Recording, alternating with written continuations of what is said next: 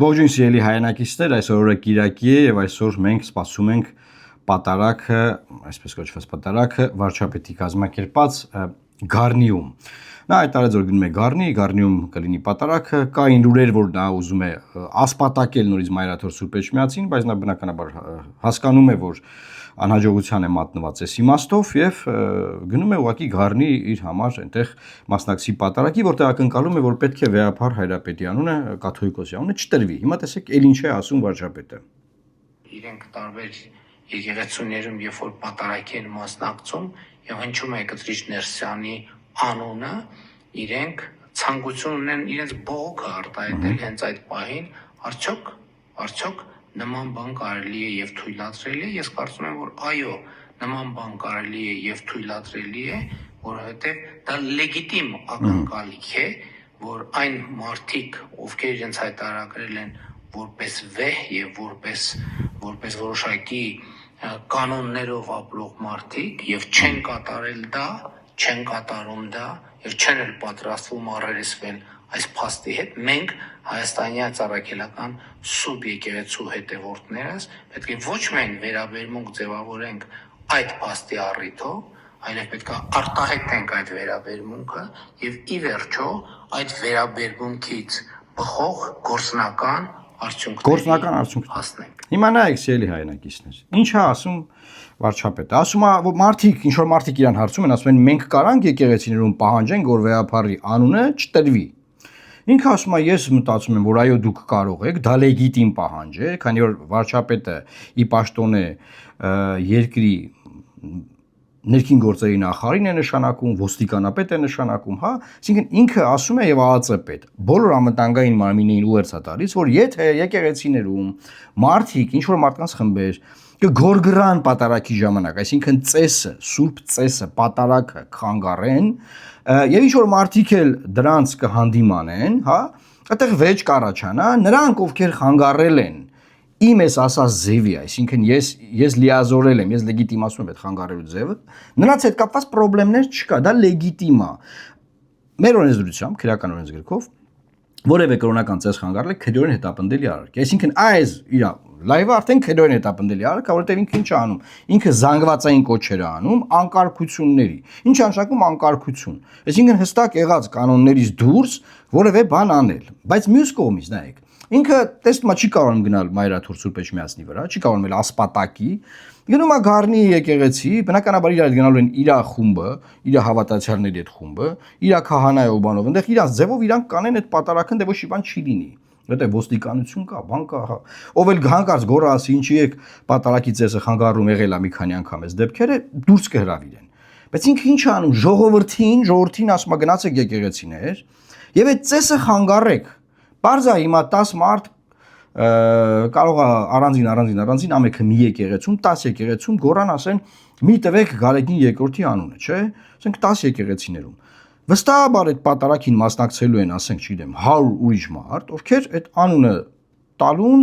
սպասում են եւ դեմ են այս խառնակցությանը։ Հիմա այնտեղ կա բրբրթեն, հրեն իրար, կա հարվածեն իրար, ինչ ասես կարա լինի։ Եվ այս անկարգությունը, այս զանգվածային անկարգության կոչը անում է Հայաստանի Հանրապետության վարչապետը։ Եվ սրանով նաև ուղերձ է տալիս իրապահ մարմիններին, որ այդ մարդկանց չկպչեք։ Այսինքն ինքը անձամբ չի կարողանում էլ բան անել։ Հիմա ժողովրդին ասում, դուք գնացեք կարեք։ Հետո իրար կծեծեն, կջարդեն, չգիտեմ ինչ կանեն, մենք ասի, բայց ես ինչ կապ ունեմ։ Հա, ես ինչ կապ ունեմ, մենք իրան ասեցինք, դու հեռացի, չհեռացավ, իրա պատճառով է սա լինում։ Բայց իմացեք, ես ամեն ինչ կա, ինչ խժդժություն, պառակտություն, դավեր, բան, ինչ կա, տեսեք, հարուցվում է ում կողմից։ Եվ մյուս բանը, որ ուզում եմ էլի այս շաբաթվա իմաստով արձագանքել, դա այն է, որ այս շաբաթվա մեջ խորհրդարանում, որ ամենա թոփ թեմաներից էր, պատգամավորները մարդա 3 միլիոն դրամ փող են ստացել։ Այնտեղ պարքեաճար, էլի պարք։ Ես իմ հետ ինչ է։ Ու չեն եկանում բացատրել թե այդ ինչ են արել, ինչ փողը ավելացե, բան, ինչից է ավելացե, խիա ավելացե, այդ ինչ եք դուք անում, որ փողը ավելանում։ Բոլորին ասում եք ՀԴՄ կտրոն վերցրեք, հարկեր եմ ուզեք, բան որ դուք sense բան անեք։ Սա Ժորժենից գնահատում պես թալան։ Ես այսօրվանից ուզում եմ ձեզ ասել, որ լեգիտիմ է Նիկոլ Փաշինյանի իշխանությանը անվանել թալանչիներ։ Սա թալանչիների իշխանությունն է։ Ուրեմն նախկինում հայտնի էր ովքեր էին թալանչիները, չէ՞, թալանչիները, թալանը հետ բերենք, բանասես բաներ, բայց հիմա իրանք եկել են եւ թալանը իրականացնում են պետական բյուջեի միջոցների հաշվին, բոլորի հարկերի հաշվին, նրանք թալանում են երկիրը։ Նախ անարդյունավետ ծրագրերով, թալանում են անարդյունավետ ծրագրերը, լափվում է մի այլ կարգի, դու ասում են, բա քրեական գործ ընդեղ Ավինյանն ասում է, ես ինչ կապ ունեմ անիվ հիմնադրամի հետ, այդ հարցը ինչ չպետք է տակ։ Դե թալանվե, լափվել է, ոնց կարան, հա։ Հիմա արդեն, ասենք կոնկրետ ուղիղ բանկային քարտի վրա նստածվող աշխատավարձով են թալանում մեր ժողովրդին, ու այդ արդեն աշխատավարձ չի, դա անհասկանալի գումարներ է, մեր խորհրդարանը ոչ մի լավ բան չի արել Հայաստանի Հանրապետության համար, ոչ մի լավ բան, գործող խորհրդարանը, եւ ես կարծում եմ սա պետք է կոչել լոյալության վճար։ Այսինքն մարդը նոր տարուց առաջ 3 միլիոն դրամ փող են ստացել, որպես լոյալության վճար, այսինքն լոյալ են եղել այս տարի, եւ մինչեւ ընտրությունները լոյալ կմլինեն, որտեղ դա իմպիչմենտի մոմենտ այլ է բան, 1000 բան է եղել, 3 միլիոն դրամ եկալ եք գնացեք նոր տարի արեք, այս խեղճ ու կրակ ժողովրդի հաշվին, աղքատության մեջ մխրճված մեր երկրի հաշվին, եւ որևէ բացատրություն չեն կարողանում տալ։ Ու այստեղ շատ ֆունդամենտալ բան կա։ Ես երբ որ պատգամավոր էի, վերջին գոնե գումարման ժամանակ, ես հիշում եմ, որ այսօրվա խորհրդարանական ուժերի պատգամավորները ինչ ասես մեզ չէին ասում, որ պատգամավորների 15000 վճար կար, պատգամավորական ծախսերի 15000 վճար կար։ Դարձրել էին 50000 ԿՊ-ի առաջարկությամբ, էլի մենք կապ չունենք, հա։ 50000, հա։ Ու բա ինչի 50000, ասես, բաց են ելույթներ էին ունենում։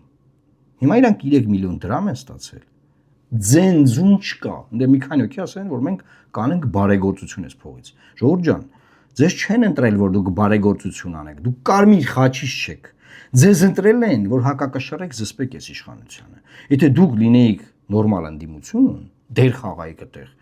ձեր դերը բավարար կլիներ, որ հակակշռեք եւ նման այլանդակ կարգադրություն չստորագրեր ազգային ժողովի նախագահը։ Հասկանում եք ինչ է կատարվել։ Բայց դուք սուսուփուս այդ փողը ստացել եք։ Վերջ, այդ փողը դուք ստացել եք եւ համապարտ պատասխանատվություն եք կրում գործող իշխանության հետ։ Խուճուճ բաներ մի խոսացեք։ Կարակ օրինակ ասեք, որ կներեք, չենք կարողացել ոչ մի բան անենք, սա դեմը առնենք, նաեւ այս իմաստով։ Չենք կարողացել ոչ մի բան անել։ Բայց ինձ մի մեզ խափեք, էլի բարեգործություն կանենք, բանով, այսինքն, ինչ բարեգործություն։ Ինչ բարե, մենք չեմ ուզում ընդդիմությունը բարեգործությամբ զբաղվի։ Ձեզ ով այդպես միսիա դրեց ձեր վրա, բարեգործություն կանենք։ Եվ վերջին թեման։ Այս շաբաթ Ադրբեջանի արտգործնախարարը հայտարարեց, որ Հայաստանի Հանրապետությունը պարտավորություններ ունի կատարելու TRIP-ի շրջանակներում, այսինքն նայեք, մենք Ամերիկայի հետ ասում ենք, Ամերիկայի հետ թուղթ ենք ստորագրել, Ամերիկան, Ամերիկայի հետ թուղթ ենք ստորագրել, բայց պարզվում է, որ ասում է Ադրբեջանը ասում է, դուք պարտավորություններ ունեք TRIP-ով։ Այդ ձեր պարտավորությունները պատշաճ մինչև վերջ ժամանակին հստակ կարգավորված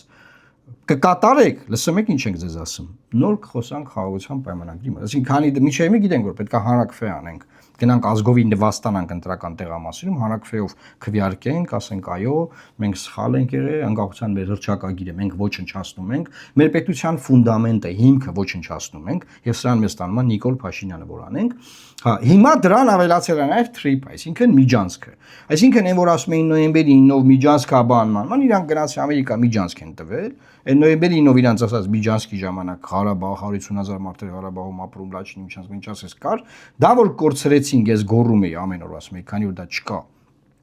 Գնացեք եւ ասեք եւ մեր պարտավորությունը նույնպես չկա, ոչ մի բան պարտավոր չենք, իրանք ընդհակառակը գնացին եւ ստորագրեցին, որ պարտավոր ենք, հիմա էլ ամերիկացիների հետ պարտավոր ենք։ Ու Ադրբեջանն ասում է տվեք այդ տվողներ, տվեք ժամանակն եկել է որ տակ։ Եվ սա էլ տարեվերջան վերջին անդուր բան է։ Բայց ուզում եմ ձեզ ասել, որ ես մի հարցազրույց եմ տվել մեր ալիքում կա, դիտեք, որտեղ բացատրել եմ թե ինչպես է Իվանիշվիլին հաղթել Սաակաշվիլին համատեղ միահամուռ մեկ ընդդիմադիր բևեռով։ Նկարագրել եմ թե ոնց են արել որ ձայները չփոշիան, հա։ Եվ ես ձեզ ասեմ, ես շատ դրական եմ տրամադրված, դա մեծագույն հույս է, որ այս առաջին մասում թվարկված այլանդակությունները, որ կատարվել են եւ կատարվում են մեր երկրում, դրա դեմն առնենք եւ դրա դեմն առնելու բանաձևը սիրելի հայրենակիցներ, թե ձեզ, թե բոլոր ընդդիմադիր ուժերին տրված է։ Խնդրում եմ դիտեք նաեւ այդ տեսանյութը, տարածեք այս տեսանյութը, բազմապատկեք այս էֆեկտը, եւ ձեզ վստահեցնում եմ, մենք շանս ունենք այս իշխանությունը փոխելու, որ մեզ բոլորիս չթալանեն։ Լավ մնացեք, Աստված պահապան Հայաստանի Հանրապետությանը։